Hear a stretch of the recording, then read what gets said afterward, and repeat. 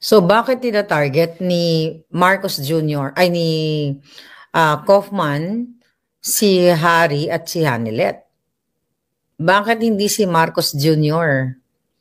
Ang sisihin niya kung bakit ang Pangulong Duterte ay nakakulong. Dahil alam naman natin kinidnap.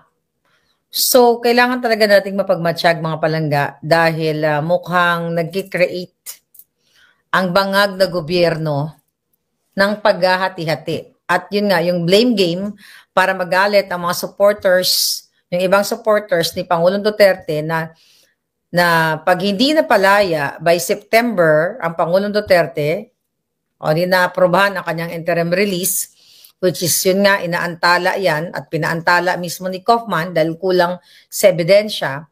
So magtataka na kayo kung sino ang nasa likod nito. Bakit si Kaufman ay kating-kate na magpaimbita kay Pangulong Duterte, kay Marcos Jr.?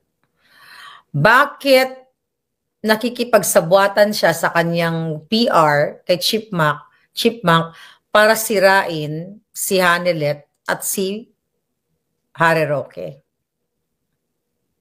Diba?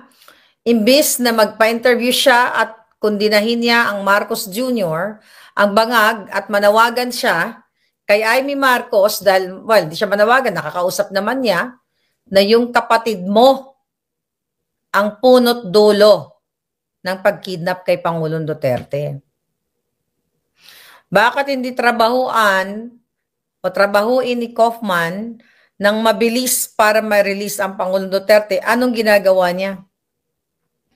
Ano bang mga ebidensya ang kanyang nililikom?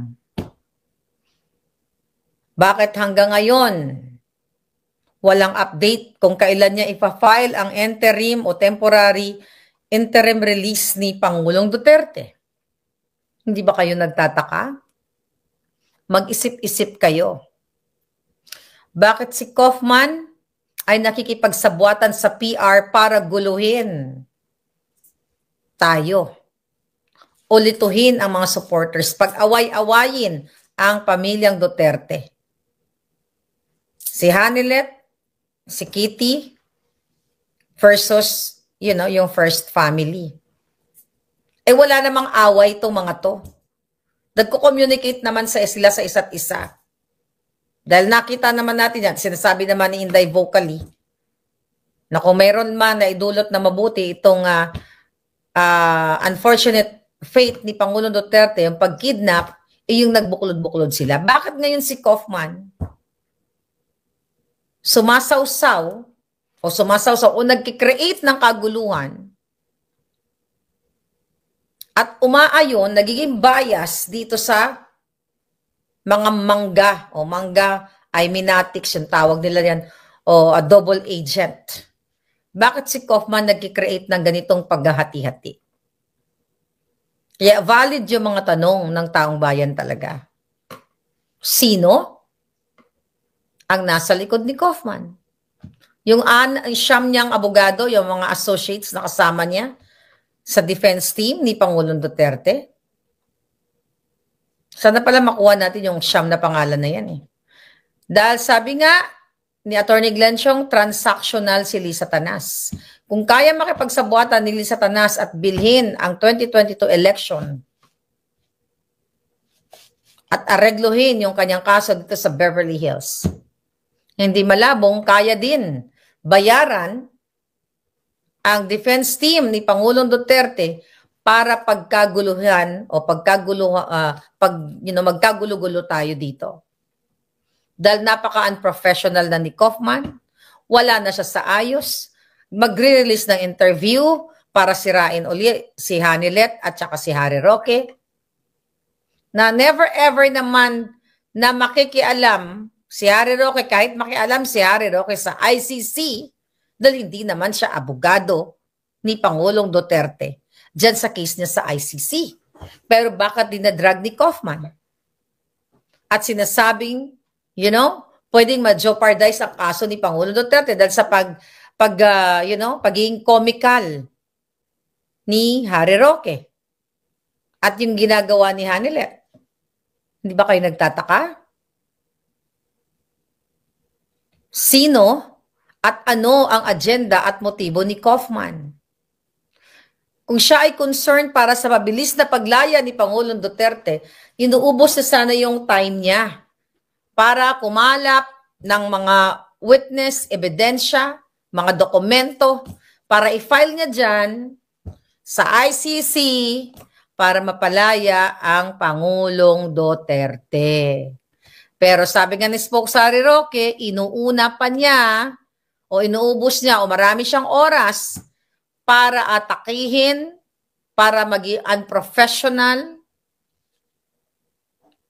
at maging what? Maging maangas o wala sa ayos na abogado na tagapagtanggol sana ni Pangulong Duterte. Ano ang motibo ni Kaufman? Ang tanong ng bayan, siya ba ay nabayaran na ni Lisa Tanas?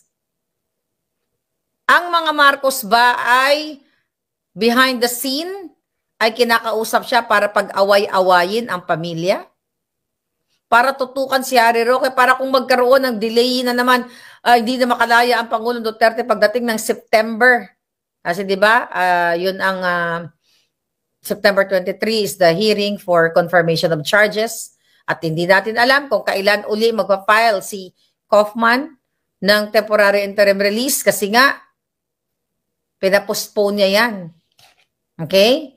Sa chamber na wag munang desisyonan. Dahil mayroon pang kulang na mga dokumento. Ang daming oras, ang daming panahon na nasasayang na sana nakalaya na ang Pangulong Duterte. Dahil sa kadahilanang may edad na, 80 years old na nga, mahina na, may nararamdaman pa, for humanitarian reason. Idiin ang ICC, ang Bangag, ang mga sabwatan ni Bangag, nila Lacanilaw, nila Lisa Tanas, nila Remulla, nung time na dinukot nila ang Pangulong Duterte.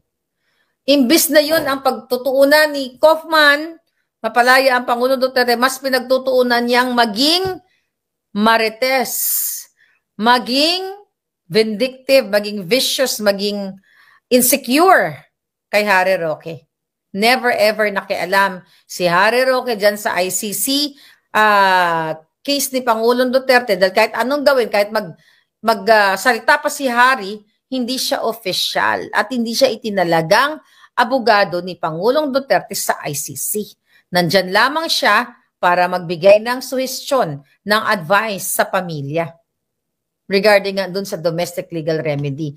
Nagtanong lamang si Hanilet kay Harry ng legal opinion, pero dahil julol itong si Kaufman, tinatarget na ngayon si Harry at saka si Hanilet.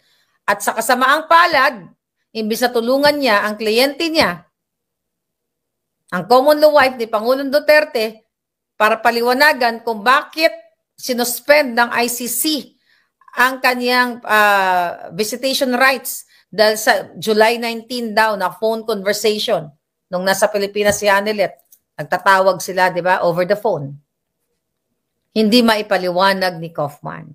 So mag-isip kayo, si Kaufman ba ay Bangag team na? Ay maliwanag na Alpotera team siya. Bangag team ba siya? Nagkaroon ba sila ng transaksyon ni Lisa Tanas? Yan ang pag-isipan ninyo. At dapat talaga natin mag-ingay at huwag nating tantanan si Kaufman dahil nakasalalay ang buhay ni Pangulong Duterte.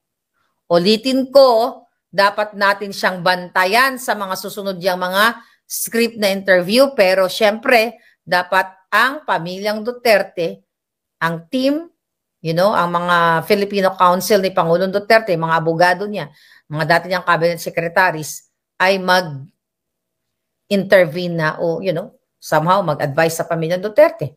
Baka na hindi nila napapansin na sila ay nagugoyo na ni Kaufman.